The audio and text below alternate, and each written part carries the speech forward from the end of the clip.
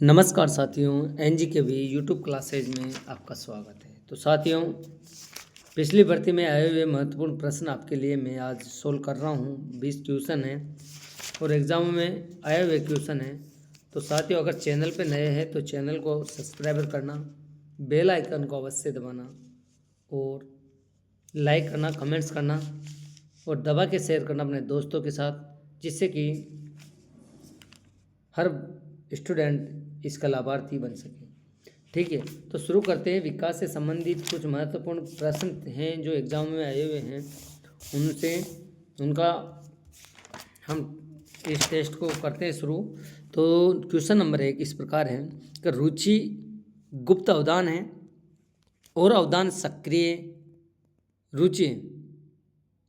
रुचि के विषय में यह कथन किसका है? साथियों, रुचि गुप्त अवदान है और अवदान एक सक्रिय रुचि है। तो रुचि के इस विषय में किस विद्वान ने कहा है ये कथन? तो साथियों, ये कथन कहा है विंगम ने। विंगम महोदय ने कहा है कि रुचि गुप्त अवदान है और अवदान सक्रिय रुचि है। नेक्स्ट क्वेश्चन,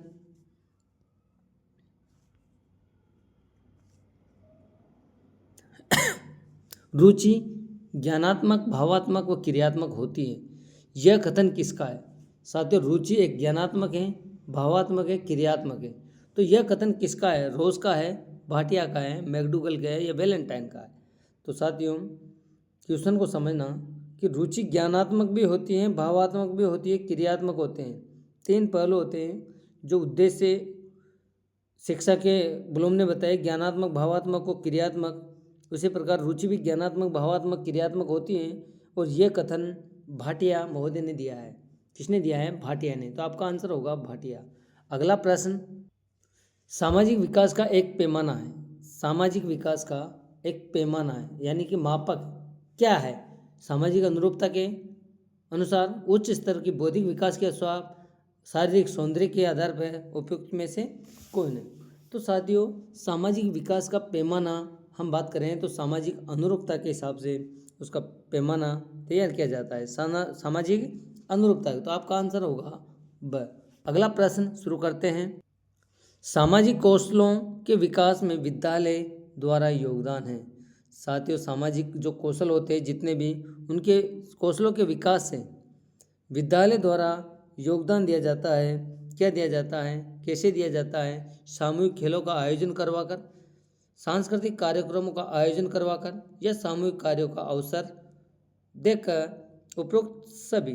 तो साथियों, सामाजिक कौशलों के विकास के लिए विद्यालय में सामूहिक खेलों का आयोजन किया जाता है, जिससे बालकों में सामाजिकता का ज्ञान बढ़ सके, सामाजिकता की भावना का विकसित हो सके। ठीक है, सांस्कृतिक कार्यक्रमों में साथियों सांस्कृतिक कार्यक्रम आयोजित किए जाते हैं, जिससे बालकों में सामाजिकता का विकास बढ़ाया जा सके। और सामूहिक कार्यों का अवसर, यानी कि सामूहिक कार्य किए जाते हैं। कोई भी ऐसा सामूहिक कार्य हो जिसमें बच्चों को, छात्रों को अधिक अवसर दिया जाए। विद्यालय में जैसे समाज सेवा उत्पादक शिविर कार्य शुरू किए जाते हैं, तो इनसे सामाजिकता के कौशलों का विकास होता है। तो आपका आंसर होगा उपयुक्त सभी, यानी कि सभी के माध्यम से सामाजिक कौशलों का विकास किया जा सकता है। नेक्स्ट क्वेश्चन, रुचियां पर प्रभाव पड़ता है। साथियों, एक इंसान की रुचि होती है और उस पर किसका प्रभाव पड़ता है? वंशानुक्रम का, वातावरण का, दोनों का, या किसी का नहीं। तो साथियों, एक इंसान में रुचि होती है, वो कुछ रुचियाँ स्वाभाविक होती है, कुछ अर्जित की जाती है, कुछ जन्मजात होती हैं और कुछ समाज से अर्जित की जाती है। तो उन पे जन्मजात होती है तो वो वंशानुक्रम होती है, और जो वातावरण से ग्रहण की जाती है वो अर्जित की जाती है। साथियों, क्या की जाती है? अर्जित। तो आपका आंसर होगा दोनों, वंशानुक्रम और वातावरण, यानी कि रुचियों पर प्रभाव वंशानुक्रम और वातावरण दोनों का पड़ता है। तो आपका आंसर होगा स। ठीक है, नेक्स्ट क्वेश्चन, बुरी आदतों को छुड़ाने की विधि नहीं है। साथियों, नहीं है पूछ रहा है, बुरी आदतों को छुड़ाने की विधि नहीं है। भावात्मक विधि, पुरस्कार विधि, अभ्यास विधि और अप्रत्यय विधि।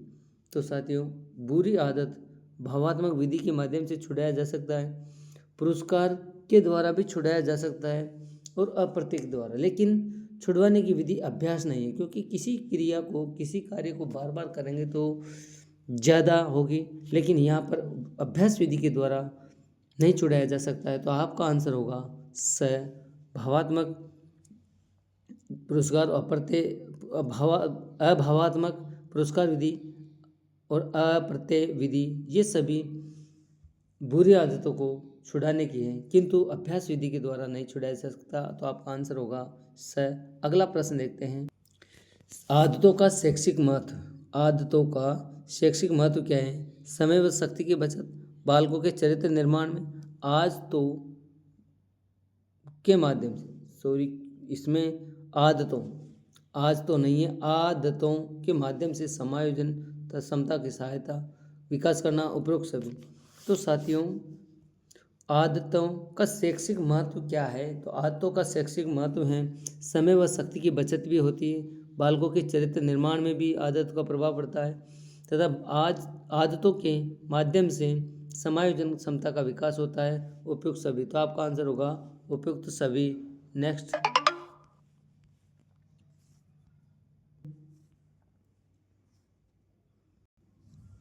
अभिरुचि ज्ञानात्मक, क्रियात्मक एवं भावात्मक होती है। अभिरुचि ज्ञानात्मक, क्रियात्मक, भावात्मक होती है, यह कथन किसने कहा है? तो ये कहा है भाटिया ने। अब पहले भी क्वेश्चन पूछा जा चुका है कि रुचि ज्ञानात्मक, भावात्मक, क्रियात्मक होती है, यह कथन किसका है? तो भाटिया का। और यही अभिरुचि ज्ञानात्मक, क्रियात्मक, भावात्मक होती है, यह कथन किसका है? भाटिया का। ठीक है, अगला प्रश्न, अवांछनीय आदतों के निराकरण हेतु उपाय। अवांछनीय आदतों के निराकरण हेतु उपाय, दृढ़ संकल्प, आत्म सुझाव, दंड एवं पुरस्कार, उपरोक्त सभी। तो आपका आंसर होगा साथियों, आपका आंसर होगा उपरोक्त सभी। अवांछनीय आदतों के निराकरण हेतु दृढ़ संकल्प भी है, आत्म सुझाव भी है, दंड और पुरस्कार भी है, उपरोक्त सभी। तो आपका आंसर होगा उपरोक्त सभी। ठीक है, नेक्स्ट क्वेश्चन, अभिरुचि का पक्ष है। अभिरुचि का कौन सा पक्ष है? आत्मपरक, वास्तुपरक,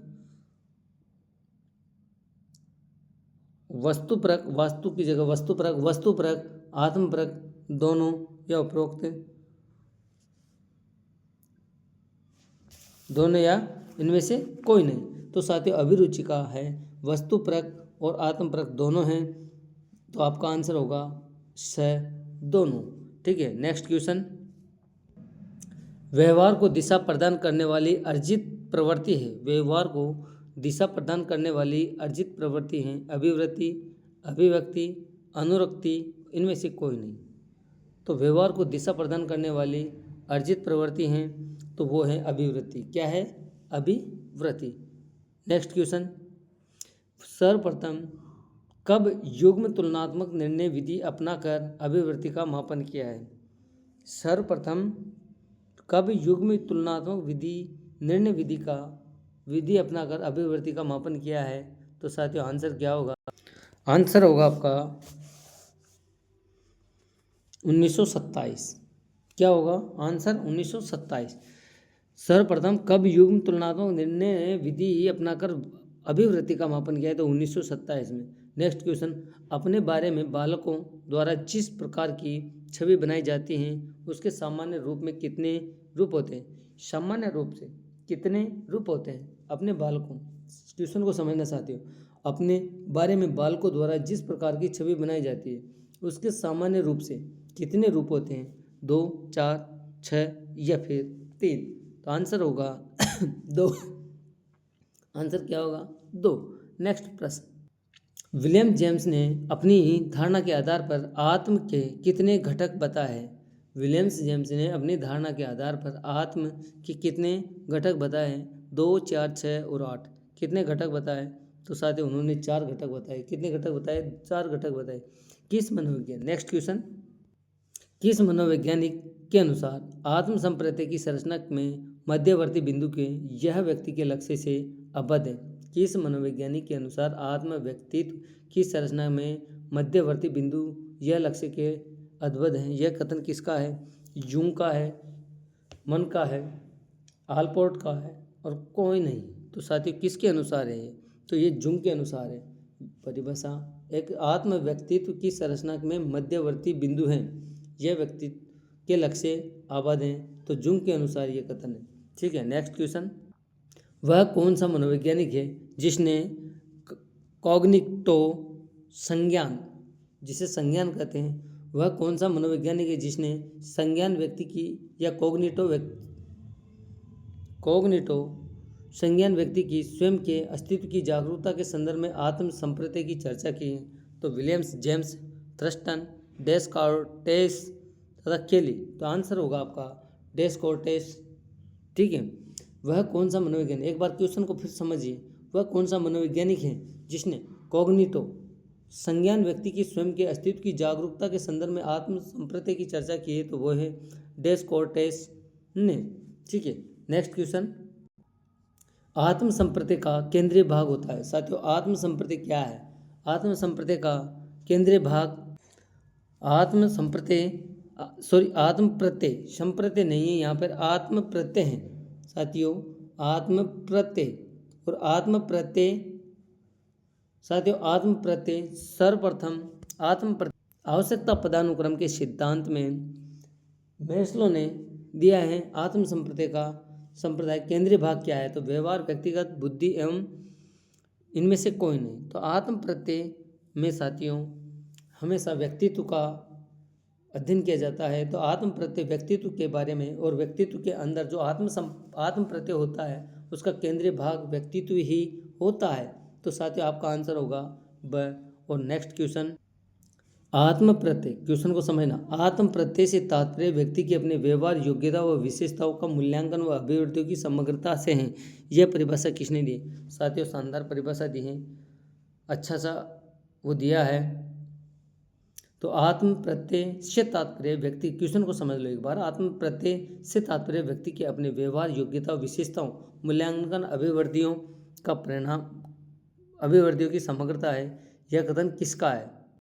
यह कथन किसका है? लोबिन ग्रेन का, साइमंड्स का, एनसाइक्लोपीडिया ऑफ साइकोलॉजी का, या गेल का? तो आंसर होगा आपका एनसाइक्लोपीडिया ऑफ साइकोलॉजी का। ठीक है, नेक्स्ट क्वेश्चन, किस आत्म में मनोवैज्ञानिक शंका एवं वृत्तियों को सम्मिलित किया जाता है? किस आत्म में, साथियों क्वेश्चन को समझना, किस आत्म में मनोवैज्ञानिक शंकाएं तथा वृत्तियों को सम्मिलित किया जाता है? भौतिक आत्म में, शुद्ध आत्म में, आध्यात्मिक आत्म में तथा सामाजिक आत्म में? तो आंसर क्या होगा? आध्यात्मिक आत्म में। ठीक है, तो साथियों आज की क्लास यही खत्म हुई। 20 क्वेश्चन है, एग्जामों में पूछे गए क्वेश्चन है साथियों, कुछ सेकंड ग्रेड में, कुछ थर्ड ग्रेड में, कुछ फर्स्ट ग्रेड में, रेट में भी पूछे गए क्वेश्चन है, विकास से संबंधित क्वेश्चन है। अगर अच्छे लगे हो तो लाइक करना, बेल आइकन को अवश्य दबा लेना, जिससे कि हर नोटिफिकेशन आपके पास पहुंच सके। ठीक है, धन्यवाद।